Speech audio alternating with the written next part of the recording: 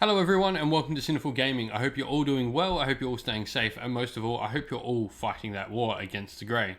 Today we have a start collecting Warcry video for you, focusing on the Chaos Warband Untamed Beasts. The Untamed Beasts are one of the original set of Chaos Warbands that live inside the 8 points. They are the Realm of Beasts inspired warbands that are pretty much primal savages. And this single box set of this will give you enough to play a 1000-point game of Warcry straight out the box, which is awesome. But what we're going to do today is we're going to talk a little bit about it. We're going to put together a warband. We're going to talk about how we can expand it, because some of these warbands do really well when you buy a couple of boxes, or some of them have access to other things and have some abilities that do well with other things. The Untamed Beasts, though, are one of such warbands. So let's talk about it. To start with, let's talk about what is inside this box to begin with. And so we have a heart render. You can see this is the big dude with the sort of punch glove made out of bone and the giant bone saber axe thing that he's got there. He's front and center of the picture. He is our leader, and he's the only one with a leader rune mark for the Untamed Beast. So you're going to have to include at least one of these. But fear not, he's a pretty decent fighter. I mean, he's got 20 wounds at defensive 4. He packs out 4 attacks at strength 4, which can do on crits 5 damage, which is really nice. So he puts out a decent amount of offensive potential. We've then got, I guess, his lieutenant, which is the First Fang, which is the hunter with the giant spear, who has some cool abilities that we can use throughout with all our doubles and triples and stuff. But he himself as well is another decent fighter. He's got 2 and 5 on his damage. Not quite as, I guess, healthy as the Heart Eater. He's only got a max of 15 wounds, but they're both pretty decent. Then in the middle, you can see we get 2 Prey Takers. These are the ones with the horned helms. Now, in this box set, you do get the option to either give them the Sawtooth Blade or the Axe. Both variations are available for both Prey Takers, and they're pretty cool weapons. They both have some different things they do with their different weapons.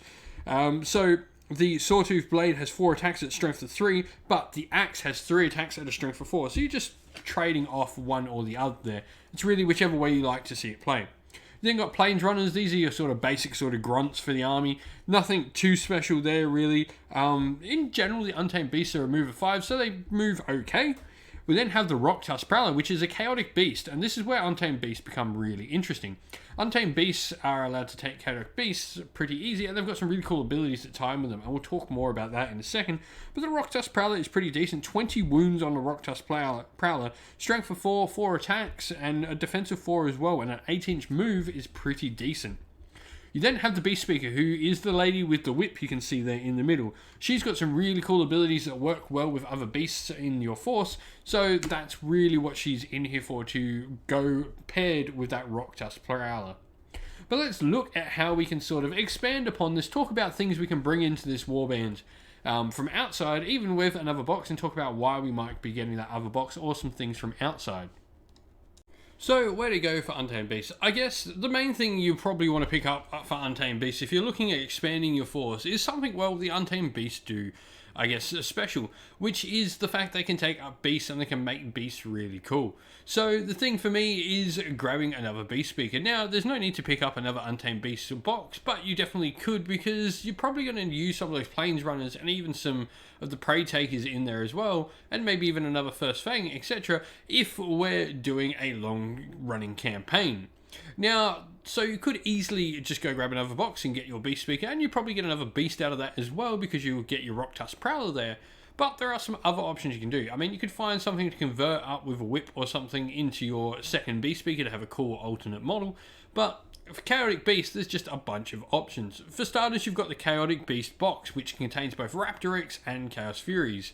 These Chaotic Beasts you can ally in at varying points in the campaign, depending on how you've sort of progressed throughout your campaign and how dominant you are of territory. But Untamed Beasts do get a lot of benefits when they're doing ones that actually have the bestial rune marks. This is why Raptorixes are more popular than Furies.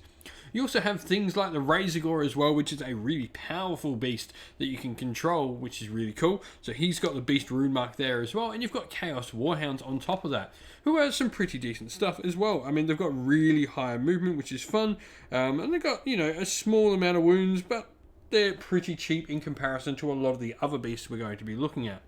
So I think with these you've got a ton of different options. Let's not forget as well, when we're thinking of like playing in long running campaigns, you've got some of the Chaos Beasts as well, and they also just add a little bit more flavour to your warbands. But for me, it's definitely looking at these smaller beasts to go along with some beast speakers that really bring Untamed Beasts into their own. So what we're going to do is we're going to look at how the faction abilities for this particular warband next, and then we'll look at a 1,000 point or 1,000 renown starting force. So the abilities for the Untamed Beasts. We have our 3 double abilities, 2 triples, and a quad ability. So to start with our double abilities, first we've got Savage Fury, and this is usable by all models with the Untamed Beast rune mark. So it's Savage Fury. You add 1 to the move characteristic of this fighter for the next move action they make this activation, and add 1 to the attacks characteristic of the next attack action they make this activation. So it's meaning you're going to have to do it in this time when you're activating the model, and you're going to get some extra movement and attack. Pretty nice, just sort of pushing your fighters towards combat. You've then got a double all-out attack, which can only be used by your leader, by the Heart Eater, as he's the only one with the available rune mark to use it. A fighter can use this ability only if an enemy fighter has been down by an attack action made by them this activation. This fighter makes a bonus move action or a bonus attack action. So it allows your fighter, after they've fought and done something, to continue doing stuff afterwards. It's pretty cool. It gives you the ability to either fight, go and kill something, and if you've killed it, withdraw, or kill it and then kill the next thing next to it. Being able to maybe pick on something that's already taken some wounds and then move on and fight something else, and potentially even get a couple of kills in the same turn. You then got double Beastmaster, and this is why I recommend taking some extra beasts when you're looking at the Untamed Beasts.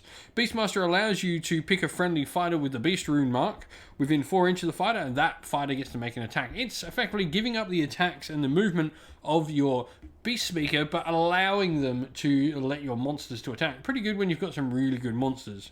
You then got Pounce, which is another one of your abilities, and this one can only be used by your beasts. So this one allows, until the end of the fighter's activation, the next time this fighter finishes a move action within 1 inch of an enemy fighter, pick a visible enemy fighter within 1 inch of this fighter. Allocate a number of damage points to the fighter equal to the value of this ability. So you can put some damage just straight out with an ability, which is pretty cool as your beast sort of lunge and pounce onto your opponent.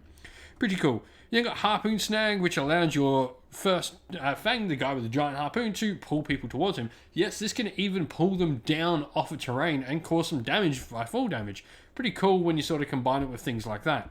You then got Unleash the Beast. This is your quad ability for the faction, and it's available for any Untamed Beast model to use. Until the end of the battle round, add half the value of its ability rounding up to the attacks and strength characteristics of attack actions made by this fighter that have a range of 3 or less. Pretty good when you're getting in combat. It can really make some of your fighters just absolutely go berserk. A quad on this, on say your Heart Eater, can really just swing a fight massively in your favour as he just rips through enemies like there's no tomorrow.